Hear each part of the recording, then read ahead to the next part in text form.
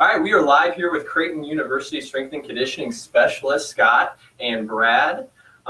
This is Dr. Peters with Omni Chiropractic. I wanted to sit down with them and kind of talk and pick their brain a little bit about what they see kind of on the back end. Because in my practice, we see some high school athletes, and obviously they're going through strength and conditioning programs, playing the AAU ball. And then I also work with Creighton University as a proud partner. I come down here on Mondays and treat a bunch of athletes in the athletic training room. So I get the benefit of kind of going back and forth, and I kind of wanted to pick their brains to see what are they seeing as like incoming freshmen, what are they showing up with, where could they potentially improve. We have Aaron. Hi, Aaron. One of the athletic trainers for Creighton is tuning in, so thank you for that. So I just kind of want to start and introduce yourselves. Tell me a little bit about kind of your background in athletics and kind of what sports you currently train. So let's start with Brad. I got involved in strength conditioning through powerlifting, and then did some stuff at Iowa State University when I was an undergrad, worked with their football program and their Olympic sports. And then I got called by my high school, which was actually right there where I went to Iowa State in Ames, Iowa.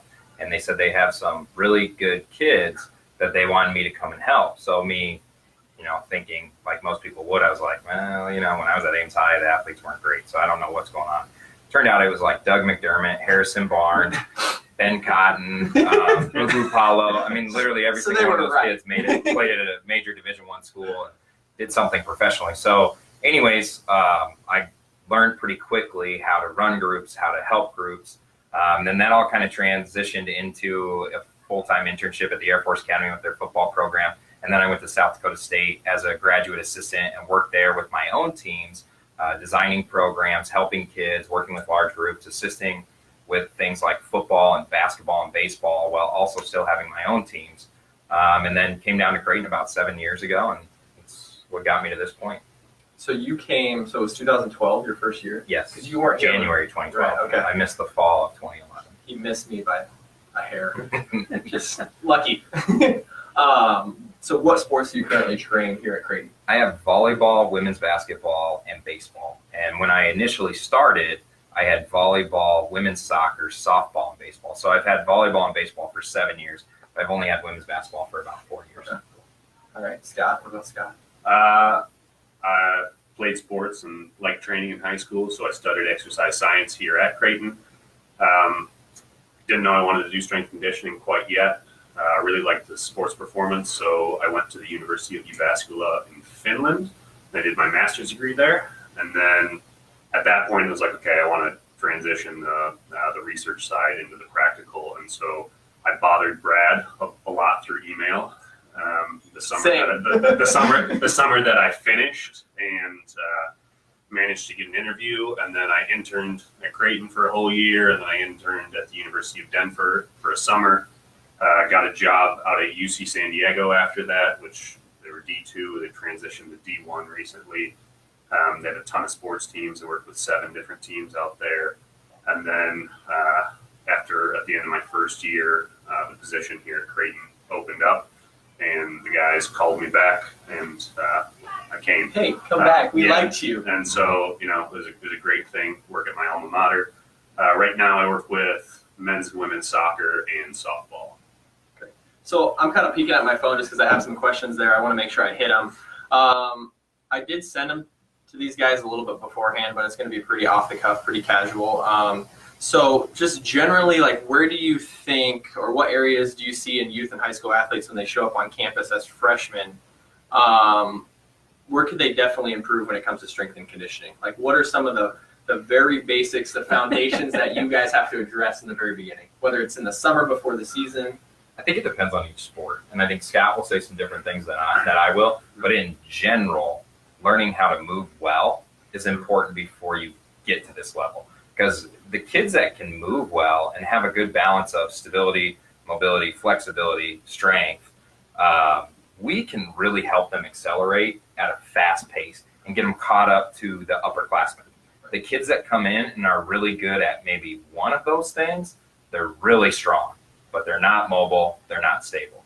They're really stable because they've always, loved Pilates or whatever it might be. They have a lot of catching up to do in strength. So I think for me, the biggest thing that I see with kids is they're so one-sided, and instead of being well-versed in many movements and in many aspects of performance, they've focused on one thing their entire high school career, and so they've fallen really far behind in the other areas. It's pretty similar. We just get kids who they're great at soccer or softball or whatever, and then you ask them to lunge or do a really basic movement pattern, and there's some really poor patterns. And so, I think in more of a general term, you said, what are the basic things that they need to do? The basics. The basics. They need to learn. They now. need to learn to do basic movements well, and then we need to get them strong in those basic movements. Right. Yeah, and there's nothing wrong with lifting in high school, but if you can't do a push-up, a lunge, you can't skip, you can't run, like with a reciprocal motion. Yeah. I mean, you got to go back to the ground level before you jump into the weights, I think. Yeah. I think that's ironic that they both meant, like, obviously getting back to the basics. I think that's a very every coach is going to say, like, we need to be better at the basics. We need to be better at the fundamentals. I think it's somewhat counterintuitive for some people because, like, these are really good athletes, right? Like, these are Division I caliber athletes. And we're sitting here with the strength and conditioning specialists that are saying, like, we still need to be better at the basics. Yeah. And do you feel like this is kind of getting maybe ahead of ourselves, but do you feel like there's some questions I have about sports specialization? Do you feel like that has a big impact into some of this? Like, are these athletes not playing other sports? Are they playing other sports?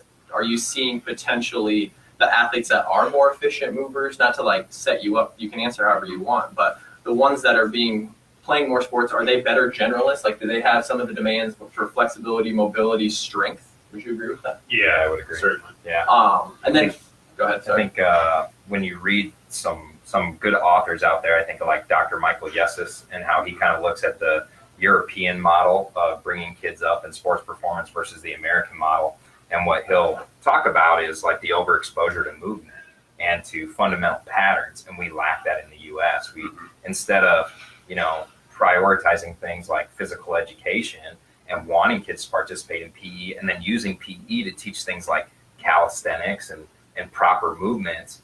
And physical education has come a long way in the last few years. I mean, when we were in school, you were like, okay, this week is pickleball. This next week is kickball. Sure. Now they're actually doing some of that stuff a little bit more, but that's been more prevalent in Europe for a long time, where they look at various movement patterns and try to expose you to them so that kind of your movement IQ or movement efficiency is really high, which goes a long way as you get older. And with the sports specialization thing, we pigeonhole people so early that it goes back to what Scott said. Like, we'll bring in a men's soccer player that can't skip, he can't jump right, but if you put the ball at his feet, I mean, it's like Cinderella at the ball. It's amazing what he can do. It's just different. Do you see, so what are some of the differences? Like, because obviously they're training not only different sports, but like we're training male versus female. Are you seeing any discrepancies there? Like, are the females perhaps presenting with some specific movement deficiencies? Like, are they more stability as opposed to like some men, like we're getting a basketball player, we're getting a baseball player, but maybe theirs is more mobility? Are you seeing any trends, I guess, is what we're looking for? Yeah. I think there's a good amount of agreement with that statement. It'll depend on the sport. Right. So like you said, basketball guys, they're often very immobile, whether it's at the ankle or the hip, and they struggle with that.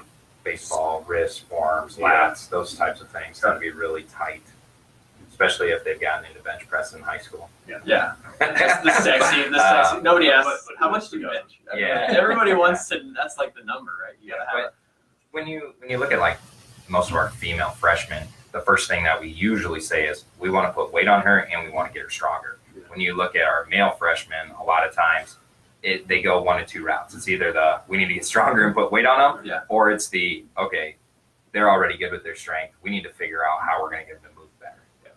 Yeah, I noticed I was kind of trolling these guys on social media. Scott actually retweeted something. It's been a while ago, but it was basically about soccer players not wanting to get too big. And then he basically said, like, they've ever been able to put on 10 pounds of muscle without like consciously trying. And I think that's the truth. Like, there's some myths out there about what strength and what mass will do for a person. And I think we're slowly getting through that, but clearly they still struggle, right? I mean, people are coming in with some of those, like, I don't want to get big, I don't want to be muscly. And like that'll be, there are certainly some cultural issues.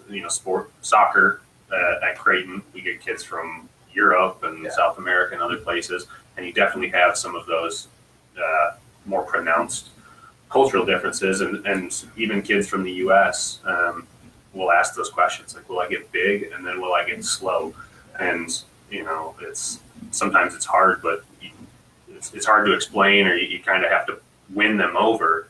Like, don't try, like, sometimes they'll just say, just lift, don't worry about your weight, okay, and then we'll see how you perform. And a lot of times you can teach them or show them through that avenue. We got a soccer guy who put on 5 to 8 pounds of muscle this year, and he can squat over 300 pounds, and he's faster. And one of the other guys the other day was like, he's pretty thick, but like he's not slow, like, and so other guys see that, and so it's really helpful, but it takes a little bit of time. Well, when I was doing some prep for this and thinking of some questions, I actually came across, like, it listed the fastest people in the world, and then it had their squat next to it. Did you just see that? It was like every single one of these world-class sprinters were squatting 500 pounds or more. And I think that just goes to, like, not only how important it is to train those movements and how they translate. Like, I would imagine you'd find that across pretty much every sport. Like, elite performers are going to be, like, that was even, like, kind of the ironic thing is that was the big knock on Kevin Durant, right?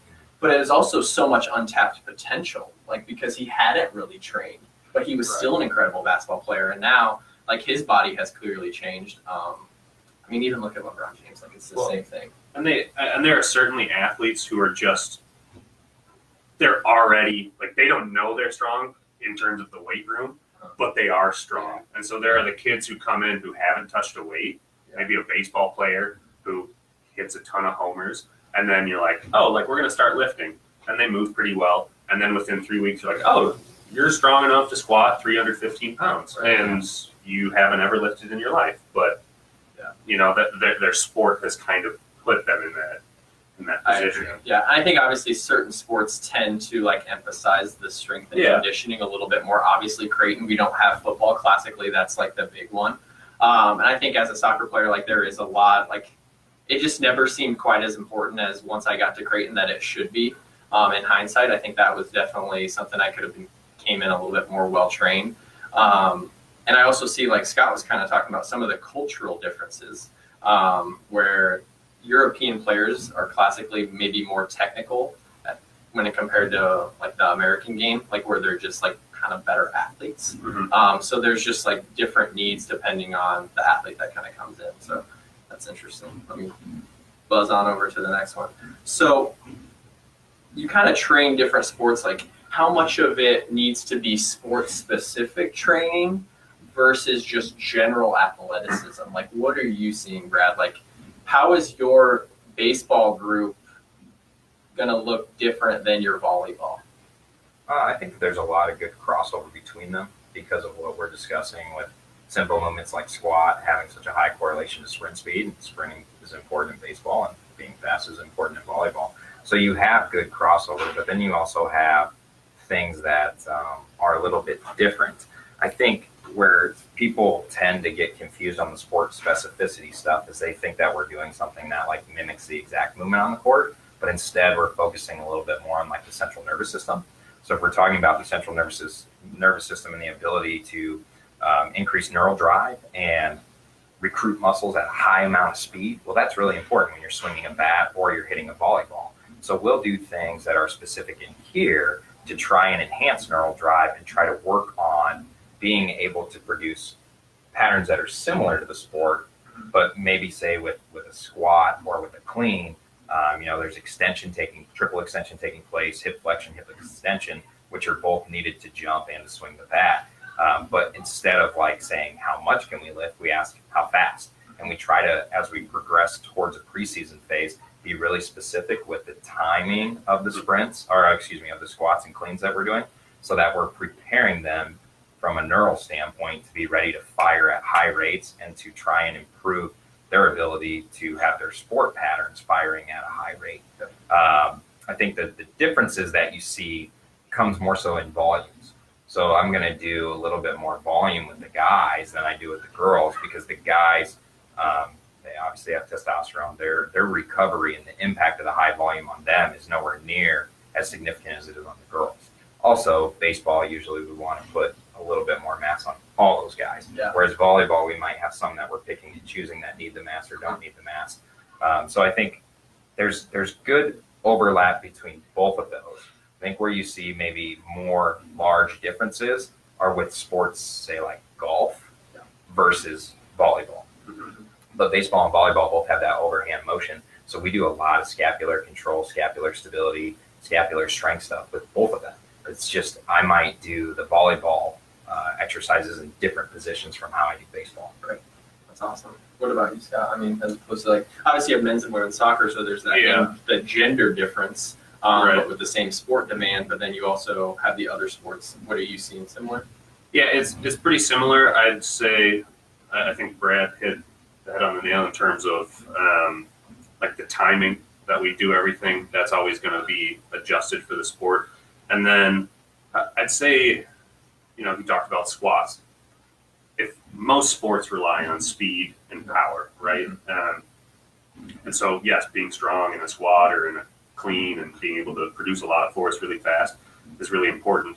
And some of those, I would say a lot of the sports specificity would come in our accessory exercises, or that's the way that I see it. So, you know, even if it's something like looking at soccer players, for the guys, they have a lot of ankle injuries. So maybe we're doing things that work on ankle stability and mobility, and we focus more on that with them than I do with my softball players, where maybe shoulder and elbow injuries are more prevalent.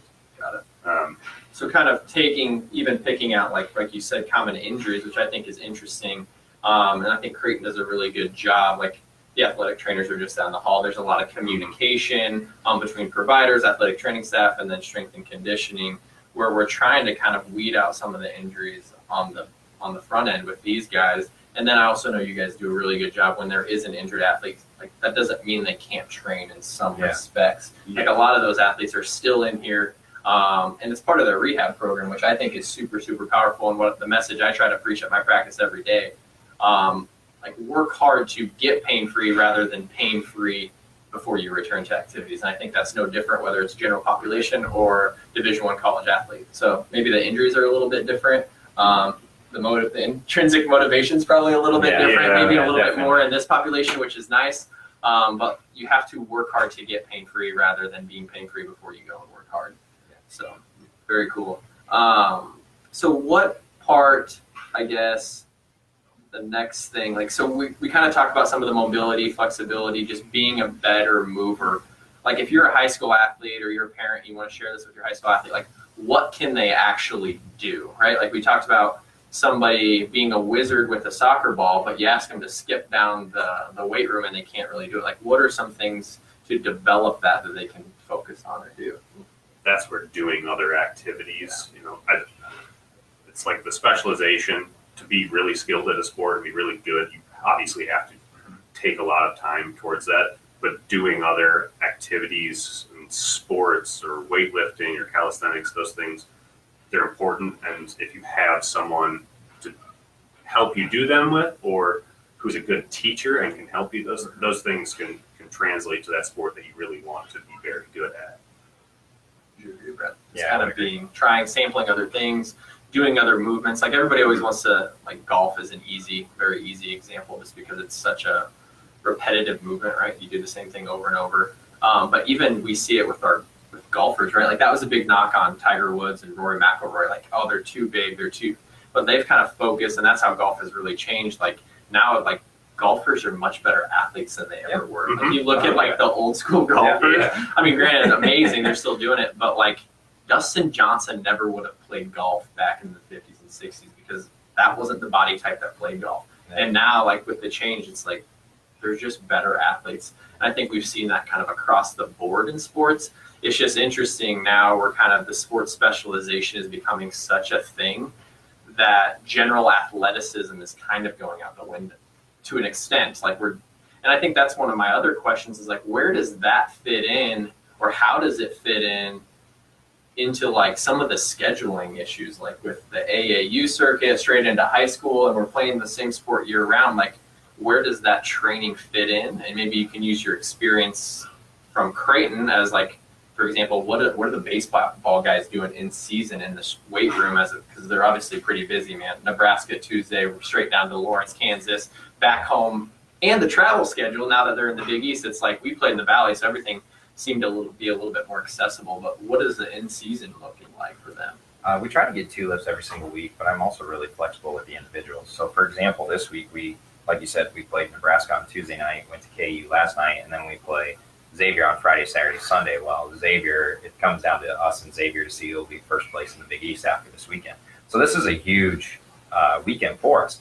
But what we did was we did a team lift on Monday, and we just kept the volume really low. We did a lot of simple movements. And then usually what I'll do is I have 1 or 2 exercises where we try to maintain our strength or improve our strength, kind of push ourselves towards that. So the position players were doing some squat jumps for speed, which is a pretty low intensity exercise in terms of demand on their body. And then they had barbell bench press. And then the pitchers were doing a reverse band row, and they were doing a kettlebell swing. So they each had kind of a primary strength exercise. They each had an explosive exercise. And then all of the accessories were things like core work, mobility, posterior shoulder. But we kept the volume low. They were doing anywhere from 2 to 3 sets on everything. So when they got done, they were here for an hour.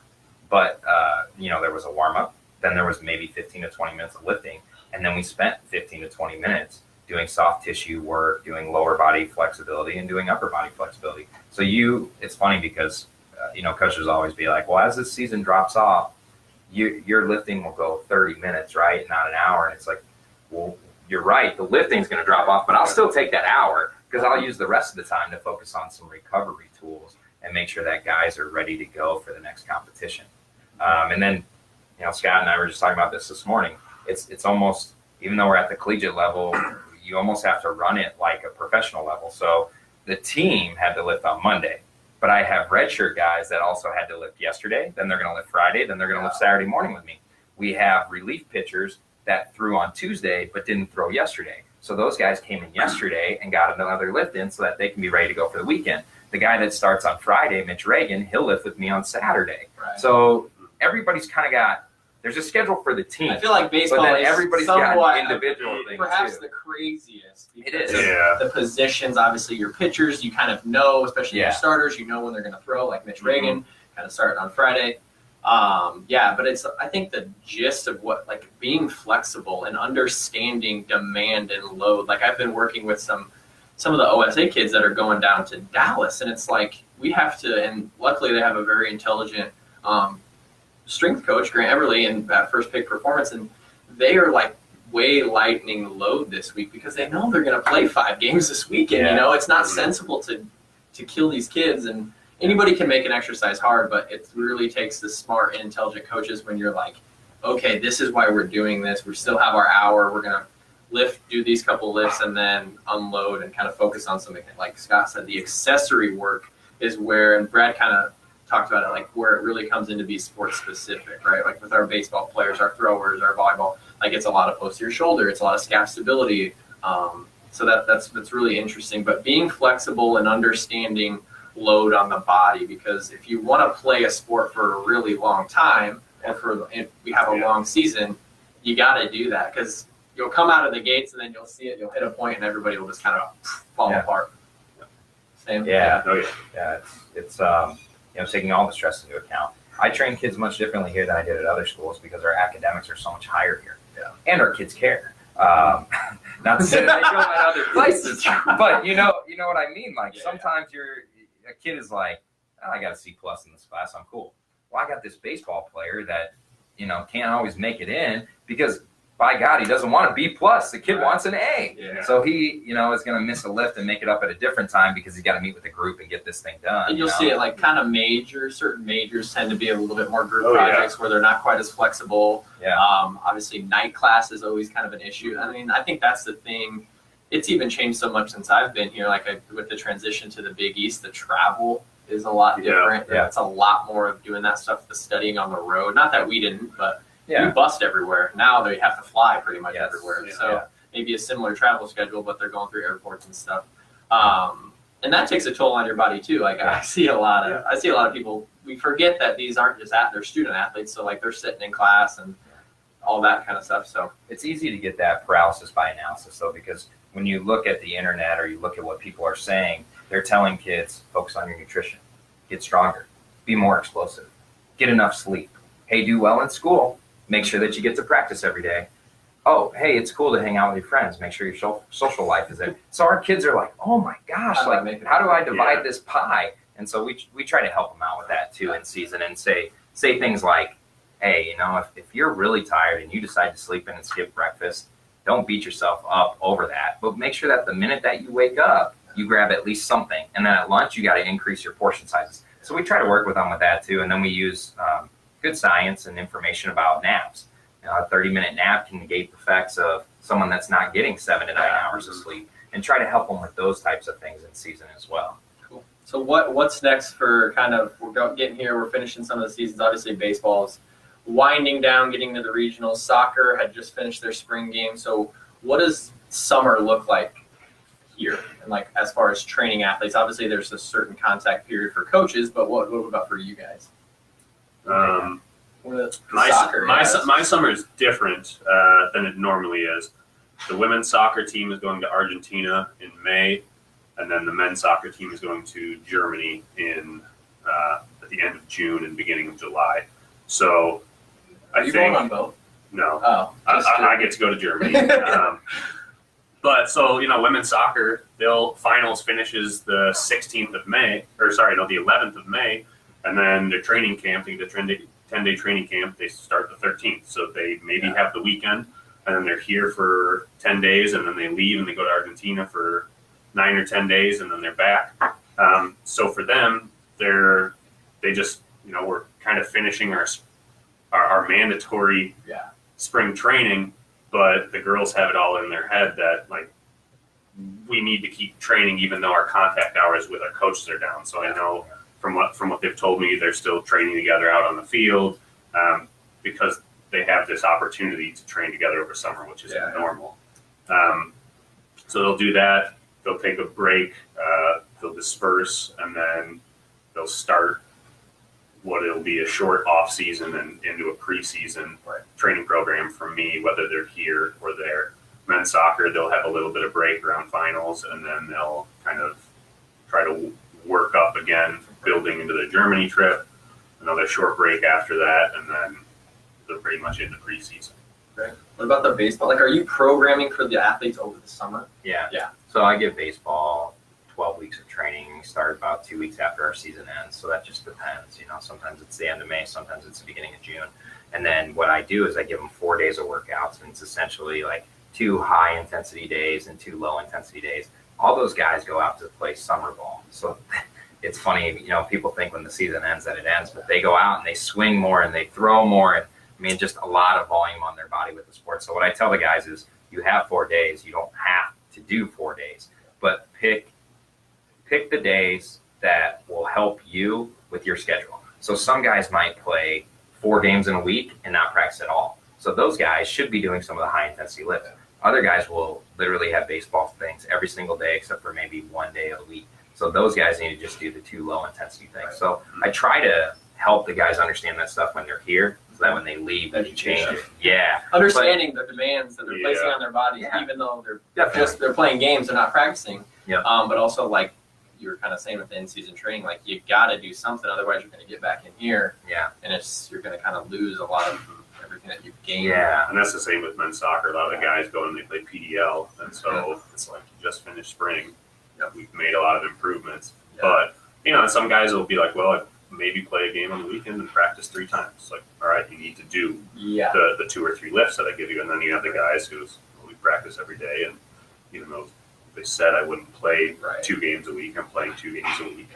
Yeah, but I mean, I think that backtracks to your question that we kind of glossed over, which was, you know, what do you tell a parent who has a kid playing a year-round sport? You know, how do they integrate better movements? And I think something that we struggle with as a culture is thinking that if I'm not doing it every day, I'm not getting better. And that's not necessarily the truth. The other thing is it's actually okay to drop off a little bit. So when we look at periodization in our training models, I mean, what we're going to do is we're going to have you at your peak strength probably sometime in the off season, which is not right before the season begins. We're going to kind of transition to doing more power and speed movements before the season begins. So yes, you'll still be strong, but maybe you're at 95% of your strength, whereas 6 weeks prior to that, you were at 100%. Yeah. And those variables should change throughout the year. So when you talk about playing a sport all year round, it's you're not going to fall behind if you take a month off from your sport and participate in something else.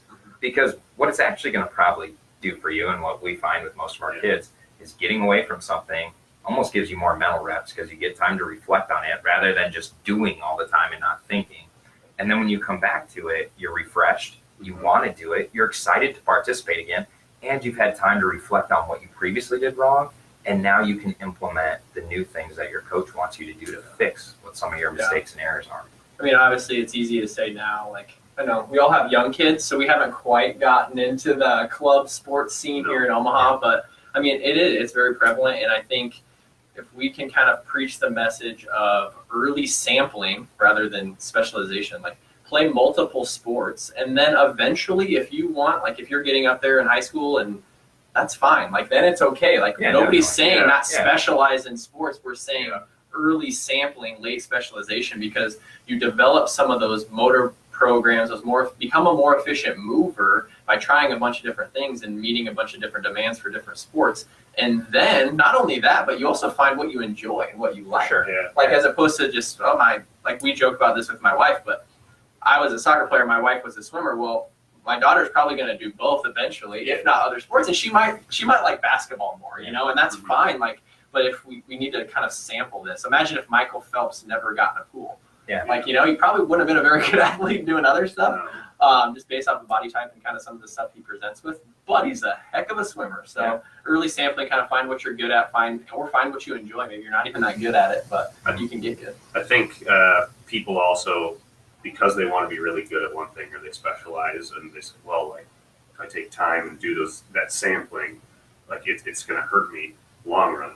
But the other thing that they don't think about is in terms of having a long career, having better movement patterns and whatnot can actually help you stay healthier. And that's where I think there's a huge disconnect in terms of this doesn't, you might have your really good soccer player and they're already really fast and everything. And it's okay, I'm not going to make them that much better of an athlete. Yeah. But maybe I can keep them healthier longer. For sure. And, for pro athletes, that's a big deal, money. But, even just for a kid's college experience, we have kids who, it's every year they're injured. And it's not that we're not trying to help them here, but it's their foundation has been so poor up until they get to college, and then they can't handle everything that's thrown at them. There's a lot of increased load with the sport when they big increased load, because like you said, some of them aren't as trained in here, and then their practice schedule and their game schedule is increased. So you throwing all this increased load at, and they already couldn't handle it. So then it's I think that's very interesting, and being able to manage load and stress and understanding just being a better mover, a better athlete, and how that will actually help your sport. There's a very interesting book. It's called The Sports Gene by David Epstein, and then he has another one coming out. There's just one chapter in there, and I have it at the office if you want to come by and read it, but it talks about sports specialization and basically kind of touches on a lot of the things that we've talked about today. And then he has a new one coming out called Range, and I think just kind of getting a preview and got it on pre-order, it kind of talks about being a better generalist, right? Being a better, and he looks at it with different sports, because it's the 10,000 hour rule kind of got us down this rabbit hole of early specialization, when that only actually applied to elite violinists. And we just have kind of blanketed that to every single thing in our society, whether it's athletics or business. You got to get your 10,000 hours. And I just think there's a better way to do it. And I think we're realizing that now. And it's somewhat misinterpreted by a lot of different folk. So I don't have anything else. You guys have anything? Signing off. Okay with you? I think we're all good. Thank you very much to these guys. Wealth of information. I will post this to my website and YouTube channel, maybe do a little bit of synopsis, kind of drop some quotes out of the video. So thank you for following along. You can follow us on Facebook, and my website is omnichiropractic.com. Thanks.